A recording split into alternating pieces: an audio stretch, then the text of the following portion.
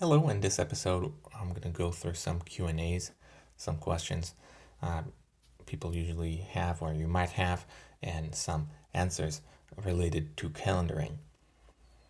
First question is, should I use it on vacations too? The answer is yes, definitely. Vacations data are precious. You will learn a lot and you'll be smarter next time. You can also use it to remember what has been taking place. So very important. Vacation data is harder to collect, I would agree. It is harder to collect, but when you do collect it, I collected a few vacations. You can be generalized. For example, you can go add like, for example, let's say this was our vacation. Let's say let's just delete that, and you can add beach, for example. You are at the beach, so just add beach. You don't have to say exactly where you've been. The better. Of course, the better it is. It's the better. The more specific it is, the better. But even that is good. When you woke up, when you went to sleep, it's precious. So definitely keep an eye on that. Next question is, what to do if I have less than 30 minutes activity? So something we get into, I spoke about it a little bit, but let's expand a little bit more. So do not add 15 minutes block. Instead, add them to already existing activities and make it more general. So that's one option. Make it more general, add it to more activity. You can do plus, as we did here, dinner plus meeting. If it's 30 minutes, we have here, I think, one of them, I added it. Snack and phone, you have half an hour and you have two. So you can do that. Or you can create new activity and add more things to it. Let's create a new one and it's very similar. Or just use 30-minute blocks if it fits the schedule. You can also add just you can overshoot sometimes. Even though it was 15 minutes, you can just use 30 minutes. Let's say as the snack was 15 minutes, let's leave it on 30 minutes. It's not going to make that much of a big deal.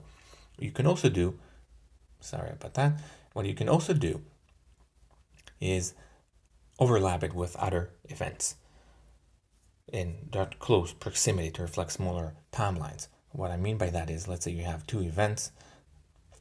Let's say the snack was here, it was only 15 minutes. What you do is going to put it in between something. So that means that there was only 15 minutes outside of that bug. Let's say, let's put this here. What that means that the snack started at 9, 9:30, not at 9:15. So that's going to help us to how to go around that fact. Next question is, what if I'm really busy and have no time to change my calendar? So we have some of those days we have no time going back and change things. What should I do? Try to do it as soon as you have the ability, and try to remember timeframes as accurately as possible. So when you do have some time, try to remember timeframes. Even if you was a little busy, try to remember, like estimate even like 1 to 3. That's what I did, and then I ate. You try to go back and try to remember what exactly was it, and just maybe you remember you can drag and drop things, add things, and forget about the colors, for example. That's another thing you can do. So whenever you have some time, just go back and change. Even if you change only half of what happened, it's still good. Next question. What if I don't remember timeframes? What do I do in that case? So the answer is, try to estimate them as close as possible. Defer for using other apps such as calls, text, maps, or other activity tracking apps to help you with estimating timeframes. If none of those work, simply schedule a big block for the total time and assign a general title to it. So what you want to do is, you can go, if you was a phone call, you have phone calls, you have text messages. That would help you get some idea of what happened. I use Google Maps, so there is a ability, for example, timelines to show you where you were and what times. That can help you too. And if you don't remember, what you can do, just add a general. You can do just like whatever you did. Home, you can write, you were at home, you did a lot of things at home, just write home, and whatever it wasn't, just do that. It's better than nothing. This gives you a better idea. That's one way around it. Next question is, what if I don't like to feel like a robot? because it does make you feel something like a robot, especially if everything is pre-scheduled. What do I do? Answer is, you're already a robot. Start by understanding your patterns and you will see how repetitive you are. You most likely engage in similar behavior on similar time frames. Besides, this is a guideline only. You don't have to follow it. I'm constantly changing and tweaking my day as it goes by. It just lets me have control over it. If I miss something, I know exactly what it entails. So there is two parts of it here. One part is you're already a robot. We're doing things. We are a pattern-seeking machine. We like routines. We tend to do things in a repetitive manner. That's one part. And the other part is, remember, it's a guideline. It's only there to help you go through the day, be more efficient and more productive.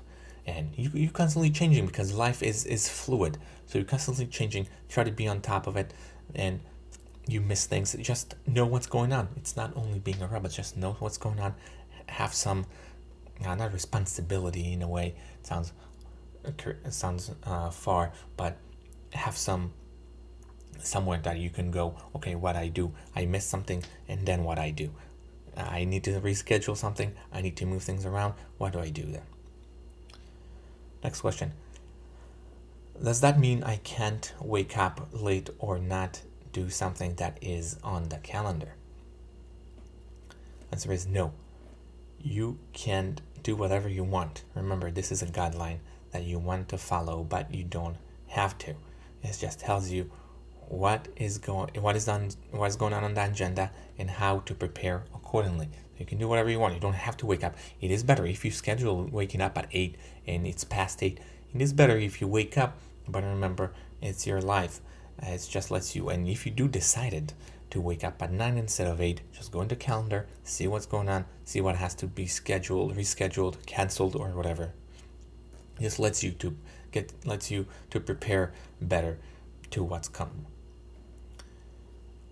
Next question is, will that hurt creativity as everything is scheduled? It's a very good question, because people say when everything is scheduled, I can be productive. You cannot schedule productive time, for example. Answer is not by much, as you should also schedule some time off or creative times. You can do that. Besides, creative times come without knowing or while doing other tasks. Therefore, if you feel like doing other tasks, go ahead and do that thing. Remember, this is a guideline in a dynamic calendar that tracks your life. Change it as much as you want. You have total control over it. So yes, you could schedule productive time or creative time, which I would think would still work. For example, you want to paint something, it would work even if you schedule it. Yes, you want to have that spontaneity as much, but it would happen for you anyway. Because, for example, you're supposed to write an essay right now. You're supposed to write an email right now, and all of a sudden there is more important things that you're more likely to just do anyway, even though that's what you're supposed to do. So those creative moments would still come to you anyway. That's my stance. Let's do the last question for today. If I'm not going to use data tracking apps, how will I learn my habits? So it's by constantly changing and tweaking your information, you will eventually learn your patterns, whether you want it or not. The more you will play around with it, the more and faster you'll see the patterns and adapt accordingly. So even just by changing, looking back, adding, canceling things, you would learn things. We are pattern-seeking machine. We always look for things. We will notice it. We notice, for example, random things. We notice that the number 7 came up a lot today, or we seen that person every time we went to the grocery store. We notice things. That's my point. And you will notice things if you want it or not. So just by tweaking, handling it, you would learn what to do, when to do. Right, that's going to be all for today. It's probably going to be I'm going to do another episode about Q&A, but that's almost done. I'm probably almost done with this project. Thank you.